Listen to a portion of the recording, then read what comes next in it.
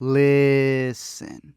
I guess the petition worked. Let me explain. Now, if you feel bamboozled, if you feel like Henry in Marriage Story, being told to believe two different things, then you've probably seen a Star Wars movie in theaters recently. Now, in my opinion, there's two ways to break this down. You got the fans, and then you got the studio. The fans are here for the story, the legacy of it all. And while a lot of people want to compare it to Endgame, that's only been around for 10 years, they've definitely also distanced themselves from the comics, and really Thanos showed up in 2012. With Star Wars, fans have been waiting 40 years, and they all want something different. Because you see, this really isn't the end of a trilogy. It's chapter 9 in a saga, and unlike with the prequels, we now have social media who either have their knives out for or against Rian Johnson. But if you don't care about the lore, if you can't tell the difference between this and Chewbacca, then maybe you've noticed that there's also the studio side of things, and Disney done goofed. Again, it is the 9th chapter, so I will be covering my thoughts eventually on the entire series as a whole, but for now, I just want to talk about Rise of the Skywalker and how Disney decided to make a sequel and a remake in the final act of the biggest space franchise of all time. You're breaking my heart.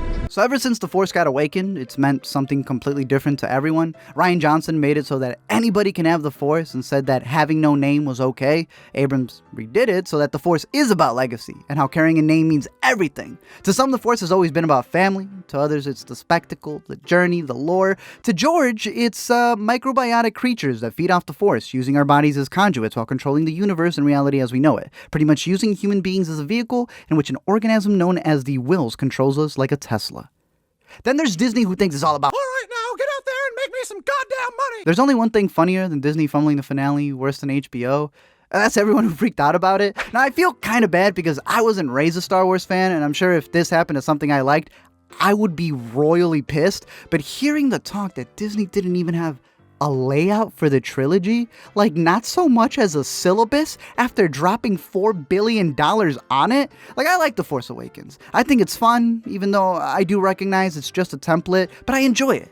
Then they decided to make The Last Jedi, and I was surprised that Disney had the balls to take the story in that direction. They didn't. I'm going to take a very short amount of time to just say that I've been making movies for a long, long time, and I don't think, seriously, I have ever had an experience like I've had with this guy and this guy. Now, mind you, I really do like the themes presented in The Last Jedi. I like how Rian Johnson wasn't looking to go the lazy route and really did study his Star Wars lore, wanted to make something outside of the genre film that played with themes. But he also knew he was gonna piss off a lot of people. By that I mean JJ did his whole mystery box thing in The Force Awakens, we all know this, setting up a bunch of stuff and people started theorizing about it. Disney then gave Rian Johnson full creative liberty to do what he wanted, which again, I think it's both the coolest and the dumbest thing I've ever seen. And whether you love it or hate it, I highly recommend the documentary Rian made called The Director of the Jedi, which even if you hate the guy, it's just an interesting look at how big blockbusters are made from an indie guy's perspective. So right now I am signing the final budget sheet. Don't get used to this, Ryan. I'm not getting used to it, man. At some point we have to go back to reality. To reality. And two, even though people use it against him, he's very open about his decisions and how people were going to hate him. And I told Brian this, it's no surprise. I said, I just fundamentally disagree with your concept of this character and how you use him. I have to trust him. I'm firmly in Ryan's camp now, having told him, I hate everything you've done to my character and disavow it. But once I got that off my chest, I said, now lead me, oh guru. So no, I'm not one who thinks Rian tried to maliciously ruin your Star Wars, because one and done, I don't think he knows who you are. But I do think Rian, he subverted not one, not two, not even 7 of the setups JJ had in The Force Awakens. We had made a whole video about my thoughts on this and how at a certain point, to me, it just felt forced. While I agree, don't let fandoms dictate where your story should go, it's kind of bogus to set up something, expect people to get invested, and then shame them when you switch it up on them, only to then re-switch it up on them. I like a lot of things from The Last Jedi. A lot of things do seem pointless now in retrospect, but with the same hindsight, a lot of things do seem better. Yet right when I had come to terms that Star Wars may not have had a plan, but were at least sticking to artists taking risks and backing them up no matter... doesn't matter. This is where I feel the fandom has just been slapped in the face. Like, doesn't matter what side you are. There's no way you don't see how they're just goofing you. I'm surprised more people aren't upset. Right off the bat, you shouldn't have to buy a visual companion piece that's released after the movie to have to follow along with the movie. Especially when they forgot to size the posters aren't. I mean, do they even matter if they had already printed The Last Jedi lore onto books only to just go void? I don't know how something can be canon for 2 years and then poof, it's like, what is this? Is this what La La Land felt like? I know y'all collected Fox, but Disney's treating Chapter 8 worse than they did Wolverine Origins. It's like it never happened. Because 9 doesn't just feel like 2 movies. It feels like it's replacing 8 and then rushing what's supposed to be a grand finale. This isn't me getting caught up with it. It's been a month since this movie came out. And I'm convinced that this has just become a thing that happens whenever we try to reveal a parent in any media. Listen. So Emperor Palpatine returns looking extra crusty. Sure, he had died movies ago, but like that Channing Tatum movie that he's in, he was just chilling the floorboards till it was his time to come up. Turns out this man had an entire fleet of ships, this entire trilogy. I believe his audience, who's there to entertain him, are just clones of himself, like he's Rick Sanchez. And this man thought creating a scrotum-looking Jeff Goldblum from Ragnarok would help a lost Skywalker join the dark side. Guess it's tried and true because it worked. But he also smashed someone in the midst of all his IVs. And well, I'm glad a lot of people were curious about Rey's last name in this one because she just met her grandpa. I can see how this is a good thing because it now answers everybody who was complaining about why she was so powerful, why she was so strong. And it does. But it also makes a lot of other things feel stupid. Poe and Finn are definitely gay. It's facts. Yet they shoved 2 female characters in this movie because Disney didn't have the balls to go with it and wanted to end all fan theories. Keep it suits you. And I would try to push it a bit in that direction, but the Disney overlords were not ready to do that. Because it's okay for the guy who's been beating you up, who's involved in a gang that literally goes by the dark side, to kiss you on your deathbed. But 2 dudes? Nah. Take this background kiss that we can claim as a win for diversity, but then we cut it out overseas because we're cowards for that money. Look, you can be gayer than Adam Lambert or hate the new Watchmen, but I don't see how this isn't a slap in the face to the both of you, both sides. They can't pick a side because they don't want to upset their pockets. They want to have it both ways, and it's so scummy trying to be fake woke, but they're not standing up for it. You just end up trying too hard, and people can see through that. That's been the problem with so many brands right now on social media that are just, like, why are you depressed? Your last name is Delight. Like, sure, Game of Thrones was also rushed, and that's another season that really should have been 2. Really, we should go back to the splitting the last into 2 phenomenon we were doing. But maybe their ending also affected how much we saw of Dark Rey in this, considering how big of a cultural phenomenon both of these things are.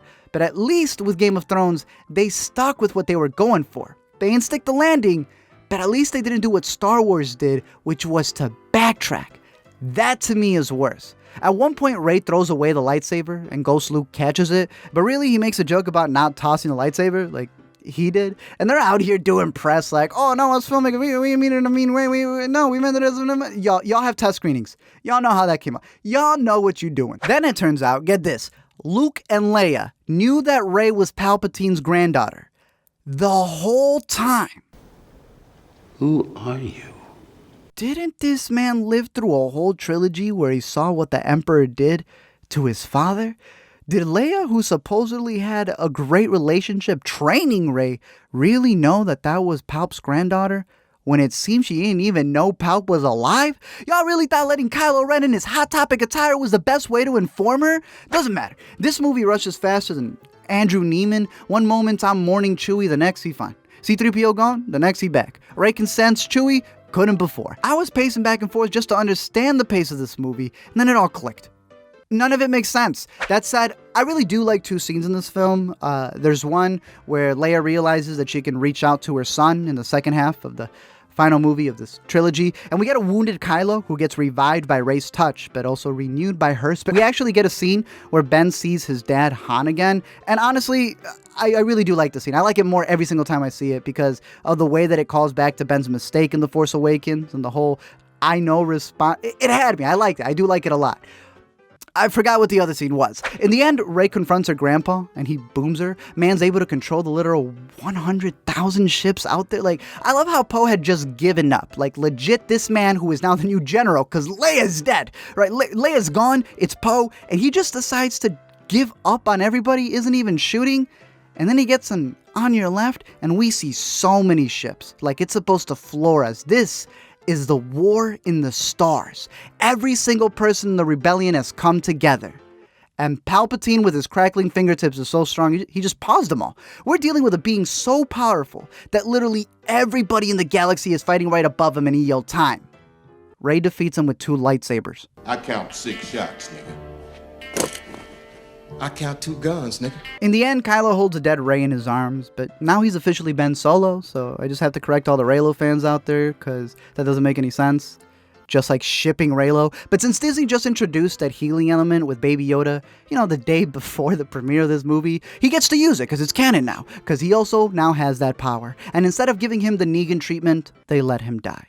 But they kiss Rey, so, he gets to take her mother-in-law's last name. In the end, they plug in the fact that Lando might have a daughter so that YouTube theorists can meet. Kelly Marie Tran has less lines than Anna Paquin. Somehow C-3PO wasn't annoying. He was actually one of my favorite parts of the movie, and that's crazy considering I legitimately believe he's the worst part of all of Star Wars.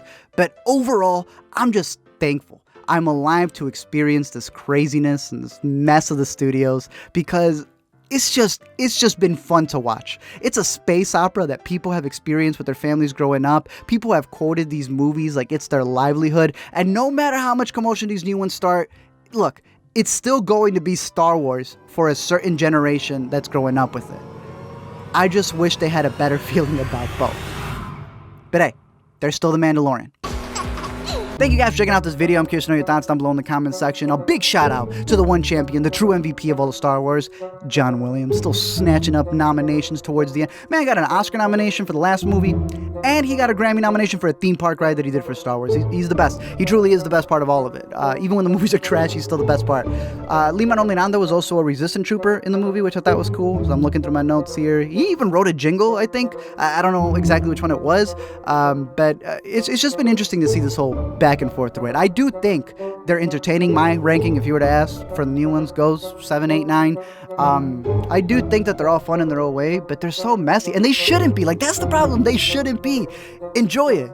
Bro, y'all not even gonna admit this goofiness that's been going on here. There was a thing about it, though. I remember back in the day when some people had actually mentioned that it was going to be Palpatine. And again, I am gonna make a whole video on that. I know. I'm gonna post this right here. I know I'm gonna get so many comments of Star Wars fans trying to correct me.